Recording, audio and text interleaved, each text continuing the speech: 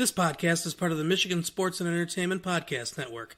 Go to michigansportsandentertainment.com for more great podcasts.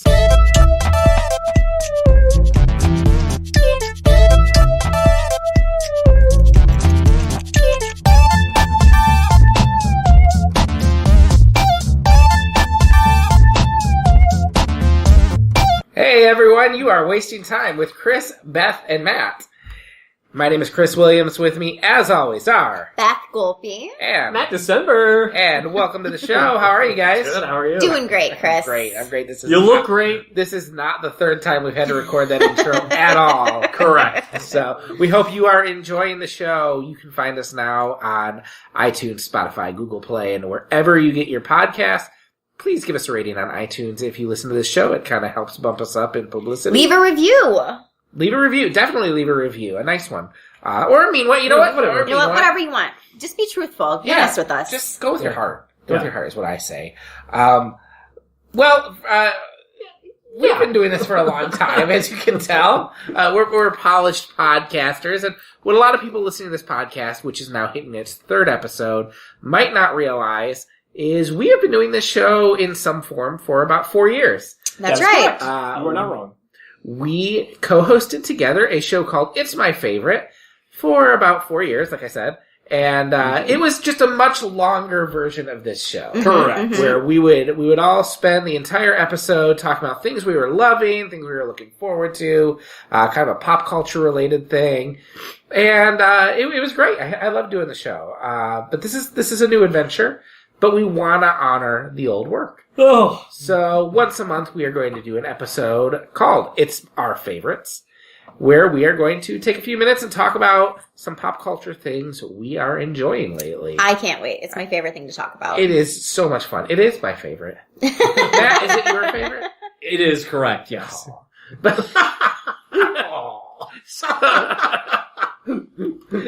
So Matt, why don't you kick us off? What are you liking lately? Matt. So mine is a little series on Netflix. It's called The Umbrella Academy. Oh, that came out a long time ago. It's a little older. It's a little older. Granted. No, but really, was it a month ago? Maybe. It's been exactly a month since it's been streaming. So. As we're recording, so 2 months by the time it comes out. Yeah, sure. So it's a little older.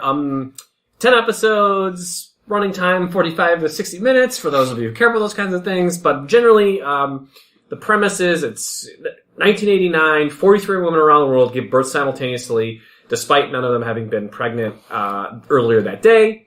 And so then 7 of the children are adopted by this eccentric billionaire, Sir Reginald Hargreaves. And it turns out that these kids have extraordinary abilities, and he turns them into a superhero team that he calls the Umbrella Academy. There are 7 kids. He doesn't give them names. He just numbers them. And then so the plot is kind of flipping between, it takes place in present day, interspersed with flashbacks to these kids' childhood. And it's, deals with, these kids, as adults, dealing with their being superpowered in some way, and kind of how growing up on a super team kind of, in some cases, ruined their lives. Certainly shaped their lives. And their father, not a spoiler, but their father wasn't particularly. He obviously didn't give them names. He just numbered them. Yeah, so he's not a good father. Right. Like he cared. Like his goal was to protect the world, apparently. And so yeah, they didn't have great childhoods, but they had each other, as brothers and sisters are wont to do. Ellen Page is kind of the. She's the star. Kind of the focal point. She's the standout, I suppose. Yeah, I mean, she kind of plays what's that called, Chris, when a character is kind of the lens, that you see the story through it, and kind of the main character. Is that what they call it? The audience surrogate. Yes, she's the kind of the surrogate. She always is. Well, she's a good surrogate. She's just very quiet and unassuming. And so yeah, it's kind of I don't know. It fluctuates between being, I think, very good and being, I don't know, not as good, but but here's the thing. I like it. I think it's, I don't know, it's kind of a nice change of pace in a world full of, Marvel comic book movies and TV shows. I think it's they're all characters with flaws, and not to say that the Marvel characters don't have flaws, but their flaws are like conquered very like quickly. They're superhero problems, right? Yeah, in Marvel, and so they don't really deal with in the Marvel universe like the complexities of like growing up with a superpower. I feel like in such a gritty way as this does. I agree with that, yeah. It actually focuses, I think, more on their pasts and their relationships to their mother, quote unquote, who is like a robot mom that they lived with their whole childhood. Right, so something the billionaire designed to like watch them, and this like robot becomes like their mother, but it's just like a but it's not. It's a robot. So like dealing with it, I feel like it focuses more on the relationships with each other and their parents than it does their superpowers, really. I feel like you kind of don't see their powers very much. Yeah, the first half of the season, like there's action and you get a sense of some of their powers, but some of the characters, you still don't know what their powers are really, or have a sense of like what. Yeah. Oh, I forgot Mary J. Blige is in it. Oh, yes, right. Mary J. Blige is in it. And the cinematic quality of it is very good. I like the universe a lot. I like the fighting a lot. Yeah, I think it's fun. Action. I should have said action fighting when I'm 12. Yeah, that's alright. The bang ups. The pow pows and the bang bangs. Is this the show that's done based on the comic by the guy from My Chemical Romance? Yeah, Gerard Way and I did not know Gabriel this. So I didn't even know it was based on a comic, like, period. So yeah, so there was like originally there was two 6-issue like miniseries based on these characters. I think since this show has been released, there's like a third one that they put out. And so I think the series is kind of a mashup of those like 12 issues. Okay. And at least that's my sense of it. I will say too. Oh, sorry, Chris. Go ahead. I was just saying that's literally the only thing I've known about the show, aside from the fact that I believe there's also a talking monkey. Yes, there Pogo, is. or is that a Pogo? I think so. Yeah. He's like their monkey butler. Yeah, he's like their monkey butler. It's like very strange and a little like it like fluctuates between being like gritty, realistic, and like over the top talking monkey, and that's kind of I think where some of the tone, like for me, like this when it's not working, it's because the tone's a little muddled, but like the stuff that like works, like I think it works like really well. That is a really good point. It does sort of like flip like a coin between being like really serious and gritty to then like trying to make jokes and the talk, and then stuff happens that just really like takes you out of it and it's like, oh, this is like silly now. Yeah. Also I would say that there's time travel in it, and that's the kid that time travels is one of the kids, right? Yes, he's one of the and but it's in a way that doesn't confuse me. I usually hate time travel because I get like really caught up in the like logistics and the like butterfly effect, and then I get really like I do not enjoy movies where superheroes can time travel or where anyone can time travel. It really bothers me, and it didn't bother me at all. I thought it was all pretty seamless and like it was all like very palatable for me. I really enjoyed it. It's handled very well, and that kid actually cool character. He's like it's a cool character to say his performance though. It's like he really holds his own. Usually although I think we're kind of in the golden age of like child actors, honestly. Like if you like look at movies and TV shows the last couple of years. Yeah, truly. I was gonna say like there was this time when you couldn't count on a child actor to put their pants on straight in a movie, but in this case, this kid is killing it. I mean, all the kids are good, but this particular character has a lot more screen time than the other kids, and like I said, he's really good. Anyway, it's a fun movie. Like I said, if you like.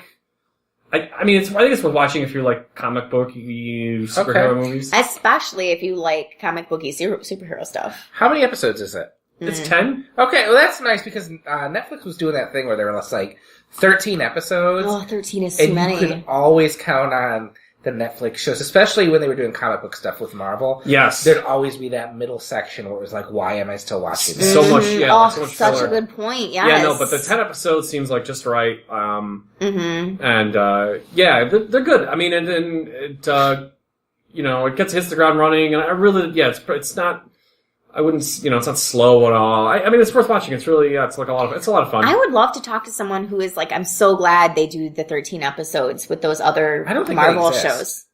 Because unless they're actors who get paid for 13 now that I'm thinking about it, I'm like, oh, it's all of them. And then it's always like the last 2 episodes, they cram it all. The end is like boom, boom, boom, boom, boom. And it's like, well, why didn't you...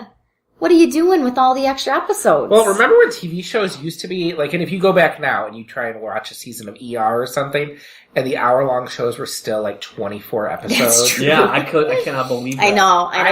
I had this idea that I was going to go back and watch the entire run of ER. Oh my gosh. And then... It's so weird. Well, because they put it on Hulu. And A lot of people did go back and watch it. Like, I had 2 girlfriends that immediately went back and started watching the first season. I watched the first 2 episodes, and then I looked, I'm like, how many episodes were in the season? 24. God. I'm like, that is a lot. And they're long. Yeah. It's too much TV. Even with 24 was too much. I know. So crazy. So that's the Umbrella Academy. That's the Umbrella Academy. Check it out. It's streaming on Netflix now. Netflix? Cool. Yeah. I will add it to my queue. Oh. Yeah, I think you'd enjoy it. I think you enjoy critiquing the superhero universe and, I like the lens through which you view superhero movies. I will take a look, and maybe I will write something at Cross Streams about it. Mm-hmm. Up to you. We'll see. Yeah. Beth, what about you? What are you liking? Oh, so if you think Matt's was perhaps a little dated, it's not, but that was his concern. Mine is dated moons ago, but it's Bohemian Rhapsody. The Oscar award-winning film starring Rami Malek, who won Best Actor this year for his portrayal of Freddie Mercury. It's a biopic of Freddie Mercury, and the band Queen, but specifically of Freddie Mercury. I have watched it in its entirety 5 times. What the hell? Wow. Yeah. That's a lot. So I am the kind of person that enjoys I enjoy repetition. I can kind of eat the same meal every day. I'm just, if it's making me happy and I feel good while I'm watching it, I will watch the same movie 100 times. It's just the way that I'm wired. And I've been doing a lot of work at night and writing at night, and this isn't even including the viewing. I also will have it on in the background because the whole thing is basically music anyways. But I am obsessed with it basically, and I love the soundtrack. It includes at least 5 or 6 tracks, live tracks that have never been released before on a record. It includes their entire Live Aid performance, which is where the film culminates. Do you guys remember? Well, no, we were all too young, but I'm aware. Live Aid, yeah. So it was a giant concert that was happening simultaneously in 3 or 4 different cities all over the world, and it was all it was a big deal how many satellites were streaming it, and it was every band that was ever a cool band was doing it. Mm-hmm. That the movie ends in, you find this out in the beginning of the movie. It's him walking on stage at the Live Aid concert is the opening shot, but then it goes back, and then the movie circles back and ends with the whole Live Aid performance. So, I love Queen. Do you guys love Queen? Did you guys listen to Queen? Queen? I still listen to Queen a lot. Yeah. Yeah, I like Queen. So I have this very deeply rooted fascination with 70s, 80s, rock stars like Freddie Mercury and David Bowie and Lou Reed and who's my last guy? Iggy Pop. Iggy Pop. So I listened to their music just constantly. It was pretty much the soundtrack of my entire adolescence. Mm-hmm. So I haven't listened to Queen in a long time. I watched it on an airplane, which you guys know this weird thing that happens to your brain on airplanes where you get super emotional. I just heard someone talk about that. So, yeah, you cry more on yes, airplanes. you cry more. I don't. Yes, you do. I've never have. Everyone does. So I got just really emotionally attached to this movie because I watched it on a flight, and I got home I watched it the next day. I made my husband sit and watch it, and then I just watched it and watched it and watched it. It is so heartwarming and so charming. So I was just reading an interview with Brian May, who's the lead guitarist of Queen. Mm-hmm. He's still living. He had a huge, he was on the set every day. He was making sure everything, every single thing from, like, their costumes were, like, meticulously to the period. Even, like, the socks were, like, the socks that, the drummer wore. Like, everything, Really? Everything was, like, to the T. And it took 8 years to be made, which I didn't know, because they were going through, they could not find a lead actor to play Freddie Mercury. And then they finally landed on Sacha Baron Cohen. And I don't know what happened, but Brian May said he was a nightmare. And he would have been awesome. He would have could been be like, awesome. Is this the real life? Get it? That was good. That was a good impression. Oh, Chris. No. So Brian May said he was a disaster. And then there was all this, like, weird stuff going on with Bryan Singer, where he would just be absent from the set for days and days, and they eventually, like, Fox ended up firing him and replacing him with Dexter Fletcher. So Bryan Singer is still the director credit on the film, and it's causing a whole lot of angst for the film in the, what is that, like, LGBTQ community and, like, the GLAAD Awards and that type of thing. They're, not recognizing the movie, which is really a shame because Bryan Singer's... because Bryan Singer's a pedophile. Allegedly. Yeah. No, I mean, yep, he's been accused by 4, now men, I think. I'm not sure of their age currently, but of being abused sexually by him when they were underage. I was saying it's a shame because, Freddie Mercury's struggles with his homosexuality is a big part of the movie, and I think, it's a powerful message, and also, like, the way that men during that period of time were just completely disregarded, and that AIDS was just unchecked because no one wanted to deal with them is really sad and, a big part of the movie. But yeah, the whole movie focuses on, like Brian May says, the whole movie, it focuses on the band as a family because they felt like they were a family and they just go through things that, like, a family goes through. So it didn't deal with their personal lives really at all, but it was mostly, like, how they came together, how they got famous, and then sort of their ups and downs.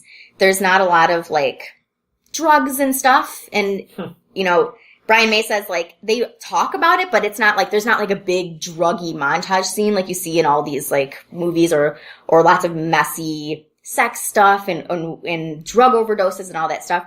And Brian May says, like, yeah, we all did drugs. Like, drugs were obviously part of it, but it never defined any one of us or was such an issue that we felt like we needed to make it part of the movie. It was just, like, all that stuff was kind of going on in the background. And it really focused on the relationship between the band members.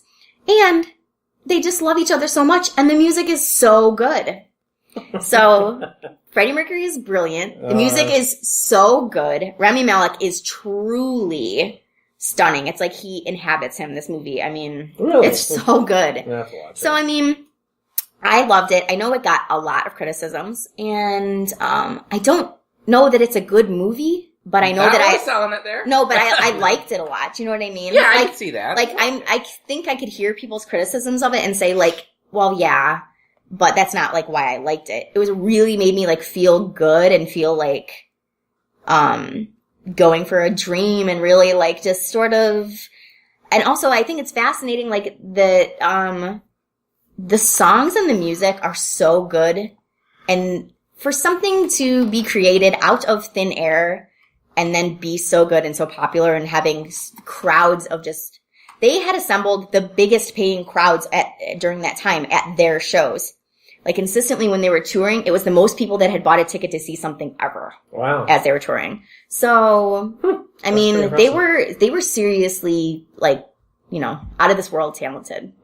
It's very inspiring. I have not seen it. I do remember when I saw the preview for it right before I saw A Star Is Born, which is a movie I really like. That's when I saw it too. The trailer. I remember thinking, I feel like Walk Hard should have killed this movie. Like, so maybe I'm wrong. I might be wrong. It just feels like the kind of, no one's ever gonna play Queen's music. And like, the kind of stuff that comes out where you have to go through the whole, all the obstacles to the band, and then we form this song. I don't know. It seems like it struck me as a very cliched movie, and maybe I'm wrong. But I've also heard it's very inaccurate, which kind of, I guess, would hurt me. Like, I know it ends at the Live Aid performance, and that's kind of treated as almost like, I don't know, I don't think literally it's in here, but I feel like what I've heard is that was the last time that Freddie Mercury played, and he died soon after that. Oh, no. And he told the band right before Live Aid that he was dying of AIDS. But he didn't tell the band until, like, they didn't know until, like, 2 years after Live Aid that he was sick. And stuff like that I don't know if it would bother me so much if I'm just going in for a good time. So I might give it a shot. Your recommendation means a lot to me. I mean, yeah, in one day, Freddie Mercury tells the band he has AIDS, reunites with his parents. This is all in one day. And then there's like a love interest situation that comes to fruition in one day. That same day, he and his new boyfriend get in a car and like go to Live Aid. Like that's all in like one day. Well, he tells the band he has AIDS like a week before Live Aid in the film. Yeah, Bryan Singer was saying in this interview that like at a certain point he was like, we did everything we could, but like it was Fox's movie and not ours, you know, and he said that he complained about some stuff. Well, they had to sign off with Queen for it. Yeah. Yeah. And he said, like, they complained about some stuff, what they could to the director, but, like, some stuff was, like, ultimately, you know, out of their control. I have heard very good things about Rami Malek, who's an actor I do like. He is, I mean, he's the whole film, so if you like him at all, it's worth looking at his goofy face for 2 hours. Like, I could stare at it all day. Even with all those extra teeth in his mouth, he has, you know, like, Freddie Mercury has 4 extra teeth, and they give him this, like, mouthpiece, yeah. So they give Rami Malek this, like, mouthpiece thing to wear in his mouth. And it's kind of distracting, like, in the beginning, but you sort of get used to his mouth looking like that. Weird. It is very weird. I do like the music of Queen, and I've heard the Live Aid stuff is really well filmed. Oh my gosh. I heard they play it, like, straight through. They do not so they do, like, when I bought the movie, the bonus feature is the whole concert the way through. Cool. But in the movie, it's, chopped up, you know, it's like cut up but they do play the entire set that Queen played, like all the way through the other reason that I liked it so much was, so Rami Malek doesn't sing in the film. And it's also not Freddie Mercury singing in the film. Oh, really? It is a Freddie Mercury impersonator who I have seen in concert doing a David Bowie impersonation. Like he was doing David Bowie, the DSO performed David Bowie's music. I saw it last summer. That guy also does like Freddie Mercury impressions. Mm-hmm. He did Under Pressure at the show and did both parts. Like he did the David Bowie part and he did the Freddie Mercury part. That's very cool. And he ended up saying like, my day job is like that I'm a Freddie Mercury. Like he has a band and he like a cover band or whatever. That's neat. And he did the vocals for the movie, which are so good. But on the soundtrack when you buy it, it's all Freddie Mercury. Okay, that makes sense. Yeah, he's not on it. I will have to take a look at that. I know that Dexter Fletcher, his next movie he has coming out is the Elton John biopic, Rocket Man. And I actually really want to see that. It looks kind of interesting the way they're doing that. Who is Elton John? Taron Egerton. From The Kingsman. Oh, that's right. I did see that. I saw his trailer. And that looks interesting. He looks just like him. He does look like him, and he does his own singing in it. Oh, does he? And it looks like there's some like kind of almost musical fantasy elements, which that makes sense. Kind of looks really interesting. So cool. I will add that to my lineup, Beth. I will add it to my queue. Oh, very good. Very good for Chris. So I guess it's up to me now. And Matt, if yours was a few months old, and Beth, yours was a few months old. The thing I am loving right now is a book from 2004 about a man who was most active in the 1950s and 60s. I am reading the book right now, I Heard You Paint Houses. And this is the basis for the upcoming Martin Scorsese movie, The Irishman, which is going to be a Netflix movie that comes out at the end of the year, starring Robert De Niro, Joe Pesci, and Al Pacino, all digitally de-aged for the majority of the film, which sounds amazing. Is there a trailer out for it? There's a really cheap Netflix one that has no footage. Oh, okay. It's just kind of like a title thing. I'm just I gotta see how it's going to look. Bizarre. It'll be interesting. The story is fascinating. It is about Frank Sheeran. He was known as the Irishman. He was this guy who, kind of grew up in tough circumstances. He had a really fascinating life, went off to the circus for a bit, went to World War II, where he kind of developed a callousness for killing people, came back and became, kind of a right-hand man for the mob. And he was the right-hand man of Russell Bufalino, who was a giant mobster at the time, and Jimmy Hoffa, who I knew nothing about.